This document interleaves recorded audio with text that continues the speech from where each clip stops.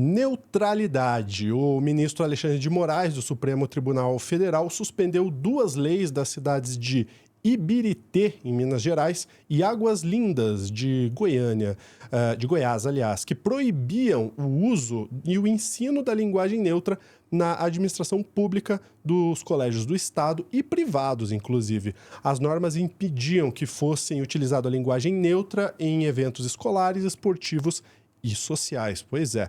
Detalhe, até os agentes públicos da cidade eram proibidos de usufruir da linguagem. Vamos falar sobre esse tema agora no Plantão do Meteoro.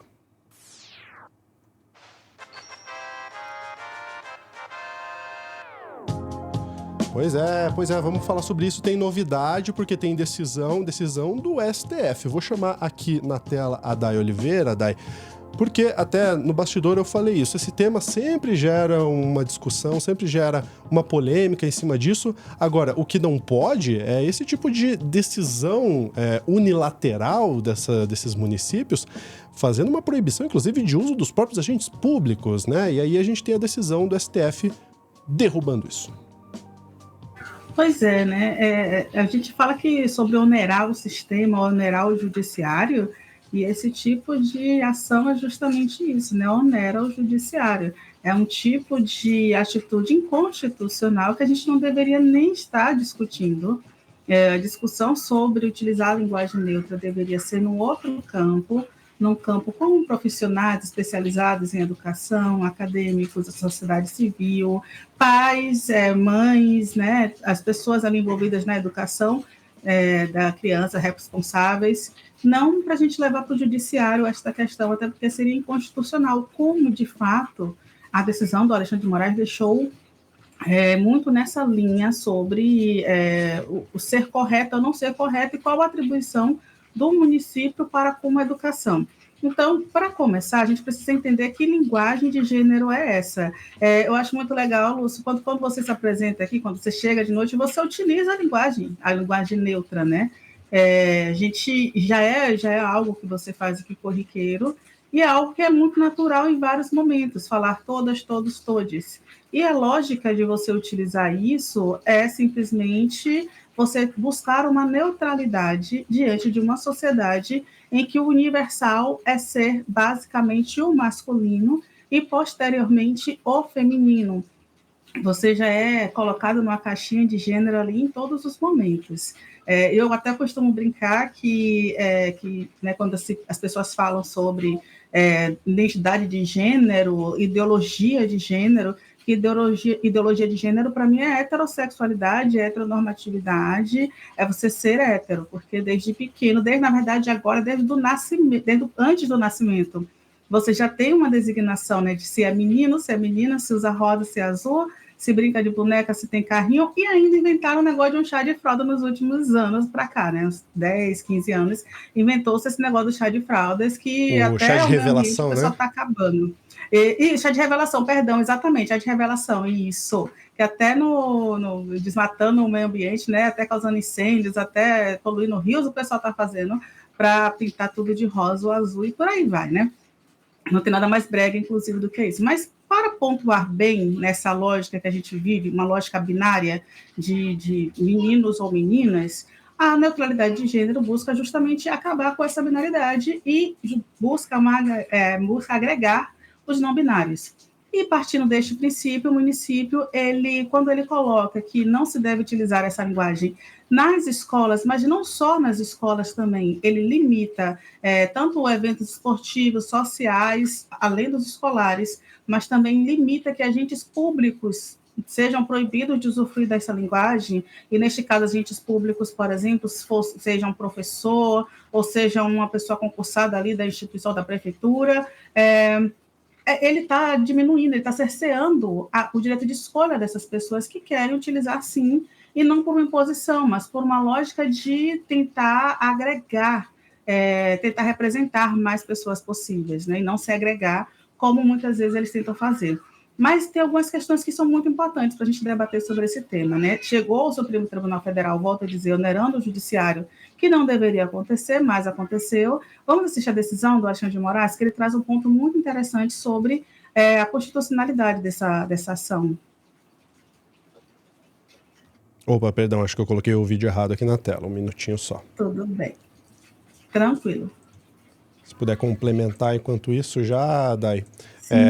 Porque, de fato, essa questão da oneração do judiciário, isso tem sido uma discussão bem relevante recentemente, porque tudo está indo, especialmente para o STF, né? Tudo está subindo para o STF, inclusive Exato. pautas que talvez nem deveriam, né? Precisar chegar a esse nível. Isso. E por que não deveríamos chegar a esse nível? Eu acho que a gente vai ter o Twitter da Erika Hilton, que explica muito bem por que a gente chegou nesse nível. A gente chega nesse nível hoje por uma disputa, e aí cabe o termo que a direita, a extrema-direita adora utilizar, que é a tal da disputa de narrativa. Você quer passar o vídeo aí, depois a gente comenta? Vamos lá. No fim o vídeo estava Então, certo. Outros assuntos, tem um assunto que está bombando aí, principalmente nas redes sociais, que é em relação à tal da linguagem neutra. Sempre quando esse assunto cai, a galera vai lá e começa a reclamar. E isso tem a ver com uma decisão tomada pelo ministro Alexandre de Moraes. O ministro do STF suspendeu 2 leis municipais que proíbem o uso e o ensino da linguagem neutra na administração pública e nas escolas públicas e privadas. As normas são dos municípios de Ibirité, né, em Minas Gerais, e de Águas Lindas, em Goiás. E elas impediam o uso da linguagem neutra ou do dialeto não binário na grade curricular ou material didático das escolas públicas e privadas, em editais de concurso público, ações culturais, esportivas ou sociais que recebam verba do município. Na decisão, o ministro Alexandre de Moraes afirmou que a competência para legislar sobre as normas gerais sobre educação e ensino é da União e lembrou que a Lei de Diretrizes e Bases da Educação já trata da questão. É claro que isso virou mais um alvo contra Alexandre de Moraes, principalmente da extrema-direita, da ala mais conservadora do nosso país e que foi para cima de Alexandre de Moraes. Mas está muito bem argumentado, né, daí a decisão. bastante. Aí vou te pedir para colocar, por favor, o tweet da Erika Hilton. Por que é interessante esse pensamento, né, que a Erika Hilton traz? É o seguinte, né? Para começar, a gente precisa pontuar que é inconstitucional uma decisão totalmente monocrática, né, do município ali de Ibirité, que passa para a competência legislativa algo que não é de competência apenas do município. Pelas leis de educação, as diretrizes de educação, é uma decisão da União sobre os encaminhamentos que o município vão tomar. Até porque a gente precisa de um currículo nacional, de parâmetros nacionalizados. Então, você imagina uma criança, por exemplo, que está estudando hoje em Ibirité, mas se muda aqui para Ilhéus, como teve uma pessoa aqui no chat que é de Ilhéus, no interior da Bahia, e a gente vai ter, por exemplo, em cada município decide o seu currículo de educação, sabe? Então, a gente pensa na questão de união, na questão da educação, por causa disso. O currículo ele precisa ser nacional. E a partir dessa nacionalização dos currículos, os conteúdos, metodologia de ensino, tem que ser seguida na mesma linha. Mas aí, o que a gente pega? E esse trecho é o que a Erika Hilton traz. Além disso, é fruto do gigantesco teatro da extrema-direita para disfarçar sua falta de propostas úteis à população. A ideologia dessa gente não lhes permite pensar em garantia de direitos, em proteção das pessoas e nos mais necessitados. Então, fazem projetos como estes que lhes são... fazem projetos como esse para fazer estardalhaço nas redes e, caso esses projetos sejam devidamente derrubados, eles fazem ainda mais estardalhaço. Basicamente, esse barulho todo não tem, sabe, não é nada, não é absolutamente nada. Então, eu gosto muito da forma que a Erika Hilton traz sobre o tal do estardalhaço. Por quê? Porque, como alguém perguntou aqui no chat, se não me engano, foi a Edna, e se não quiser usar, não use, está tudo certo, é só não usar. E é essa a questão. A gente está falando sobre o direito das pessoas escolherem os termos que acham adequados. Então, até pouco tempo atrás, por exemplo, a gente não falava boa tarde todos e todas. Era apenas boa tarde a todos e acabou, sabe? Então, a linguagem ela vai evoluindo. E não necessariamente apenas a linguística. E a partir disso, a gente vai entender por que essa linguagem ela evolui. Ela evolui junto com a sociedade, porque a linguagem ela não é neutra, para começar, e ela não é isenta. A linguagem, né, o código de linguagens e o simbolismo da linguagem que nós utilizamos, elas têm relação com a nossa sociedade como um todo. Caso contrário, a gente não entenderia o que é dito. Enquanto algumas linguagens, algumas línguas, alguns idiomas, a gente consegue, por exemplo, uma certa neutralidade, como é o caso do inglês, que você consegue uma certa neutralidade ali com os pronomes, a nossa língua é derivada do latim. E quando houve essa escolha de palavras para fundar o português ali, para a gente ter uma língua portuguesa, se universalizou, por exemplo, puxando para o gênero masculino. Então, é por isso que a gente ainda tem isso. Isso, sobretudo, comparado a padrões, né, patriarcais, de dominação masculina, chegou até o ponto que a gente tem hoje, de uma língua em que a universalização, o universal é o masculino. E a gente tem um processo aí de que o feminino vem tomando espaço, mas ainda para os não binários não é o suficiente. E a questão do que o Supremo Tribunal coloca é apenas o direito de escolha. Então, todos, se usa quem quiser e está tudo certo utilizar, a gente não pode proibir esse direito de escolha, porque não faz sentido algum e é só realmente uma cortina de fumaça da extrema-direita que não tem propostas, que não tem nada para fazer, né, sai espalhando algumas informações inverídicas e tentando universalizar seus pensamentos que deveriam ficar restritos nas suas igrejas para todo o restante, né? E nisso, Lúcia, eu vou te pedir, por favor, para colocar justamente um vídeo, né, que vai trazer sobre esse pensamento, vai explicar um pouco esse pensamento. Que a gente vive numa sociedade onde existe violência de gênero, onde existe violência contra pessoas LGBT, onde existe o apagamento das nossas identidades, pode nos propor uma mudança estrutural nos sistemas linguísticos. Então, o português é uma língua que encontra no gênero neutro o gênero masculino. Quando a gente se dirige a grupos, a gente normalmente se dirige no masculino, né? Então, os alunos é um grupo misto. Os presentes, quando a gente fala meus amigos, e às vezes é um grupo com mulheres. E atenção, o português não faz isso porque essa é a forma com a qual os falantes de português decupam a realidade. O português faz isso porque existe uma trajetória histórica da língua, quando ela deriva do latim vulgar, que encontrava o gênero neutro no latim parecido com o que virou o gênero masculino no português.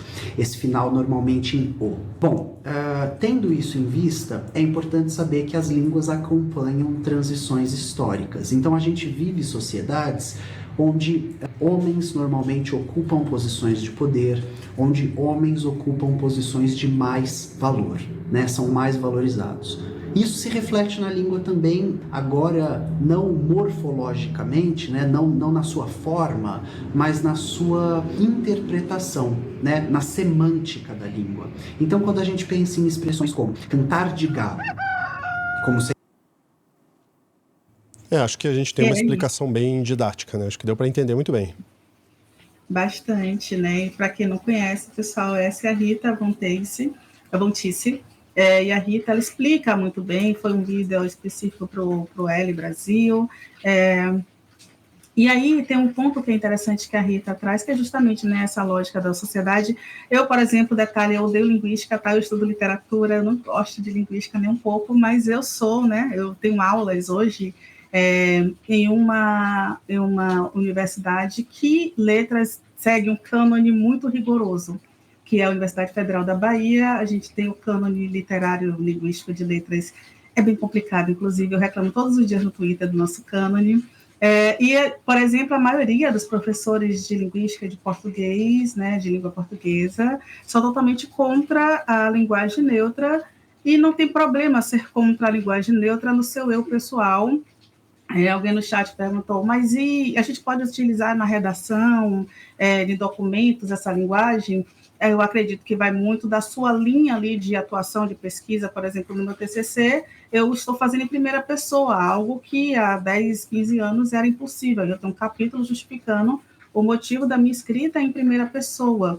Se eu quiser colocar também a linguagem neutra, eu vou colocar a linguagem neutra e justificar o motivo dessa inclusão. Mas a gente precisa compreender a questão que a Rita traz, que é a evolução da nossa linguagem. Se a língua não evoluísse, a gente estaria até hoje falando voz mercê, em vez de falar você, né? Em vez de escrever C hoje em dia, ou VC, né? Como utilizam das redes sociais. Isso não quer dizer que a gente, né, deixou para trás absolutamente nada, pelo contrário, a gente compreendeu que determinadas formas elas mudam e se adaptam com o tempo. Então, pelo menos que a gente não feche o direito de debate, escolha e uma evolução da nossa linguagem para as próximas gerações. Porque tudo bem a gente não querer usar, não tem problema nenhum, pessoalmente, você não querer usar, mas o município não pode impedir que pessoas utilizem, que pessoas conheçam, que pessoas estudem sobre essa forma de linguagem, que é sim uma evolução nos tempos que nós estamos e que as pessoas não binárias têm direito também de se sentirem acolhidas na forma de expressão, né? Uhum. E uma mensagem final aí para a galera, para os vereadores, né, de Ibireté, até me corrigindo do início, né, Ibireté e Águas Lindas, né? A galera, vão trabalhar com alguma coisa que o município de vocês realmente precise, tá? Os populares Deve ter aí... trabalho por lá, né? Deve ter. Eu imagino que sim. Eu imagino, inclusive, que os munícipes, né, os moradores, não tenham votado nos vereadores para estar discutindo esse tipo de coisa, né? Por favor. Dai, obrigado, viu? Eu que agradeço, Lúcio. Na tela para você aqui o QR Code para se tornar membro aqui do nosso Clube do Fim e o @ da galera para você seguir. Um grande abraço. Até a próxima.